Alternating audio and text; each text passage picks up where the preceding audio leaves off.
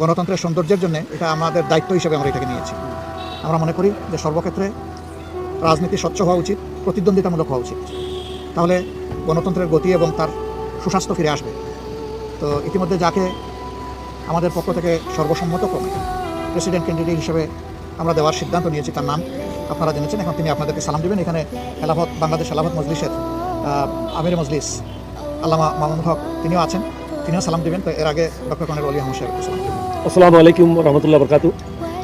সম্মানিত বিরোধী দলীয় নেতা, 11 দলীয় ঐক্যজোটের সম্মানিত নেতৃবৃন্দ, বিশেষ করে এনসিপির সভাপতি এবং বিরোধী দলীয় চিফ হুইপ, তিনি আপনাদের সম্মুখে কথা বলেছেন। আমি 11 দলের সকলের প্রতি কৃতজ্ঞ, বাংলাদেশের জনগণের প্রতি কৃতজ্ঞ। সবাই মনে করেছে আমি একজন মুক্তিযোদ্ধা হিসাবে এবং পরীক্ষিত একজন লোক, যার বিরুদ্ধে দুর্নীতির কোনো অভিযোগ নাই, শিক্ষাগত যোগ্যতার কোনো অভিযোগ নাই, সুন্দরভাবে জীবনযাপন করেছে বিদায় সবাই সর্বসম্মতিক্রমে আমার নাম প্রস্তাব করেছে। আমি সমগ্র জাতির কাছে কৃতজ্ঞ, 11 দলীয় ঐক্যজোটের সকলের কাছে কৃতজ্ঞ, আমাদের সকল নেতাকর্মীদের কাছে কৃতজ্ঞ।